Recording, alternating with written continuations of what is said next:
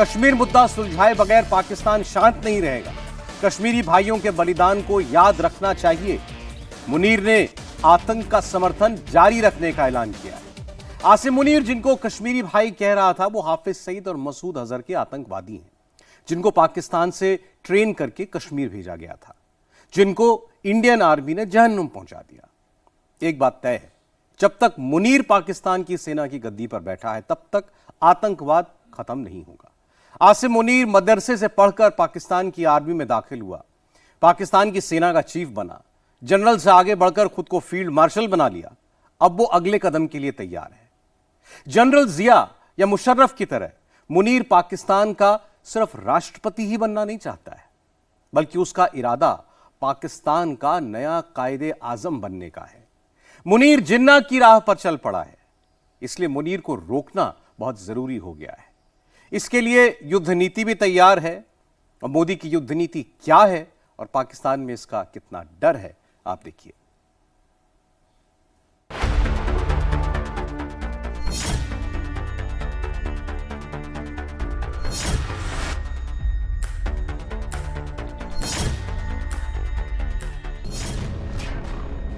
योगी आदित्यनाथ की युद्ध नीति क्या कहती है? इसकी रक्षा के लिए हुई कुर्बानी पर कुर्बानी है। राणा तू इसकी रक्षा कर, यह सिंहासन अभिमानी है। देश सुरक्षित रहेगा, हम सब भी सुरक्षित रहेंगे। देश सुरक्षित है तो धर्म भी सुरक्षित है, धर्म भी सुरक्षित है तो हम भी सुरक्षित हैं। युद्ध नीति। इस वक्त हिंदुस्तान से पाकिस्तान तक युद्ध की बात हो रही है, जंग की बात हो रही है। अब आगे क्या होने वाला है, यह साफ साफ दिखने लगा है।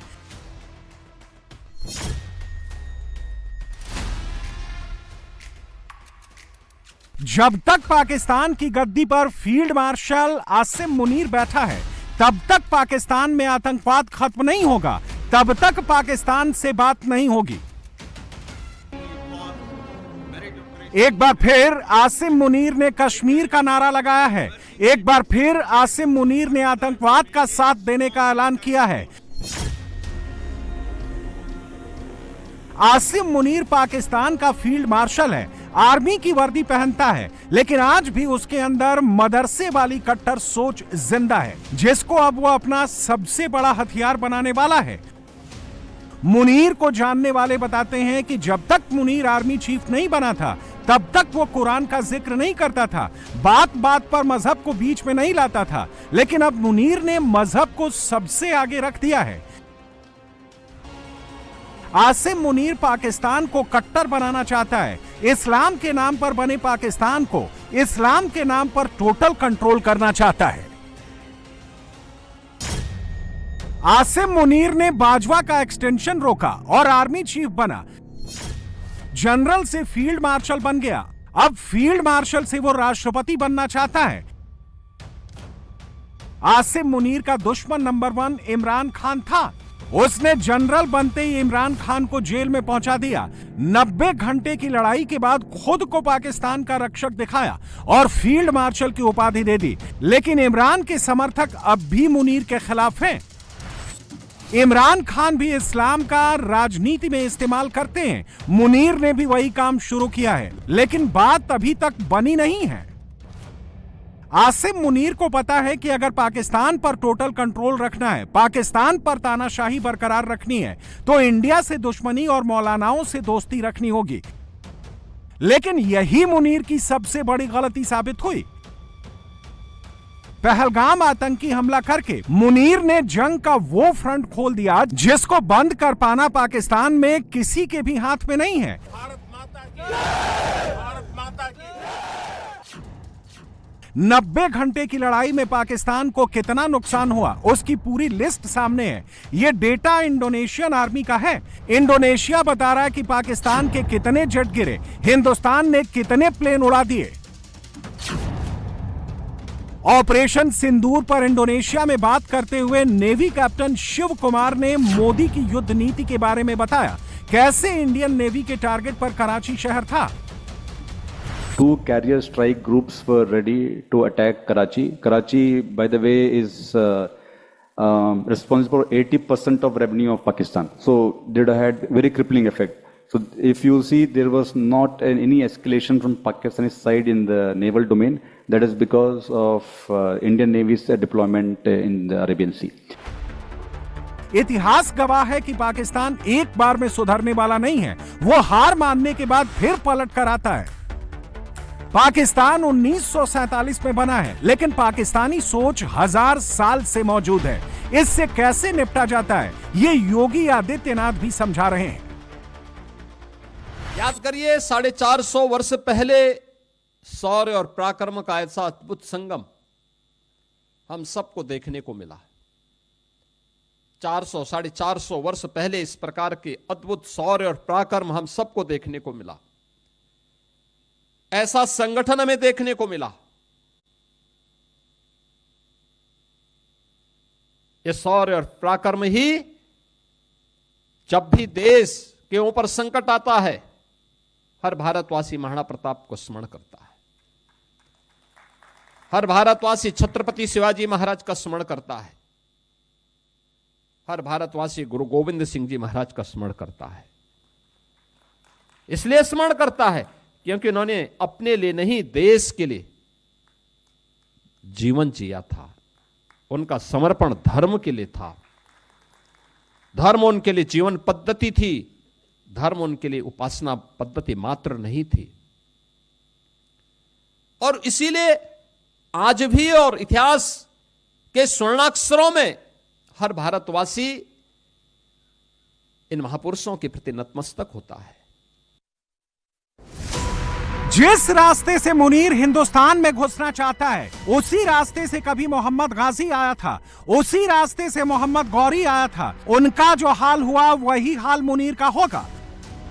भले ही 90 घंटे की जंग में मुनीर ने पाकिस्तान से हार का सच छिपाया है, लेकिन पाकिस्तानी जनता ने अब तक मुनीर को अपनाया नहीं है।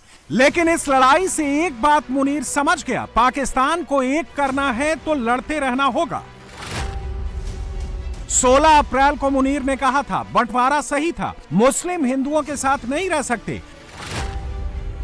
22 अप्रैल को पहलगाम आतंकी हमला हुआ। 28 जून को मुनीर ने अब कश्मीर का नारा लगाया। क्या कोई आतंकी प्लान बन रहा है?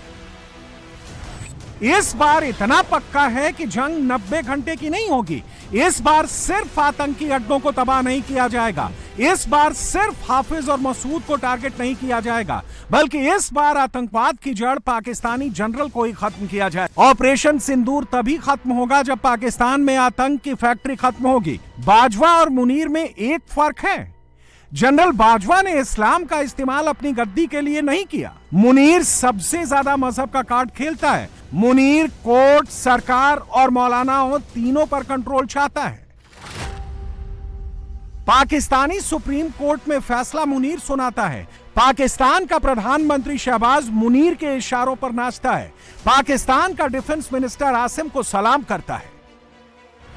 आसिम मुनीर के ऑफिस से जो लिख कर आता है, जो पॉइंटर भेजे जाते हैं, वो पाकिस्तान का हर नेता बिना सोचे समझे पढ़ता है, चाहे शहबाज हो या फिर बिलावल भुट्टो।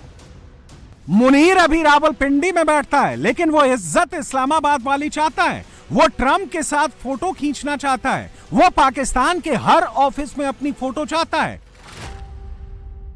आसिम मुनीर वही खेल खेल रहा है जो जिन्ना ने 1947 में खेला था। मुनीर पाकिस्तान का नया कायदे आजम बनना चाहता है। ऐसा तभी हो सकता है जब वो कश्मीर पर कब्जा कर ले। इसलिए मुनीर बार बार कश्मीर का जिक्र करता है, आतंकवाद का खुलकर सपोर्ट करता है, कश्मीर में मजहब के नाम पर आग लगाना चाहता है। लेकिन मुनीर ने ऐसा कुछ भी किया तो हिंदुस्तान ऐसा हमला करेगा, ऐसा इंतकाम लेगा, ऐसा वार करेगा कि दूसरा मुनीर पाकिस्तानी आर्मी में पैदा नहीं होगा। पाकिस्तान इस्लामाबाद, आतंकवाद और एटम बम तीनों को एक साथ लेकर चलता था। लेकिन इस्लामिक देशों ने अब पाकिस्तान से दूरी बना ली है। दुनिया में पाकिस्तान का दूसरा नाम आतंकिस्तान हो गया है और एटम बम वाली धमकी हिंदुस्तान ने बंद कर दी है। So India has a very clear no first use policy. It is a public document, which means India will never use nuclear weapons as the first choice and will never use against a non-nuclear state. It will only use against a nuclear state who has attacked India using nuclear weapons.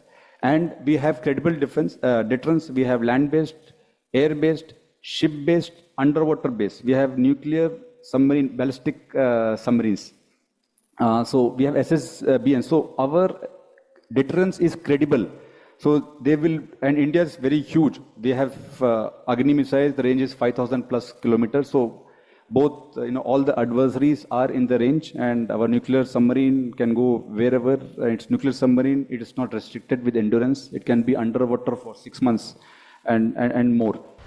जब जिन्ना ने पाकिस्तान का ख्वाब हिंदुस्तान की मुस्लिम आबादी को दिखाया था, तो उस वक्त हिंदुओं को मुस्लिमों का दुश्मन दिखाया गया था। यही थियरी फिर से मुनीर आजमा रहा है, लेकिन पाकिस्तान का एक हिस्सा अभी तक मुनीर के झांसे में नहीं आया है। आसिम मुनीर से लड़ने की हिम्मत पाकिस्तानी जनता में नहीं है। आसिम मुनीर का इलाज इंडियन आर्मी करेगी, जिसका वक्त पास आने लगा है।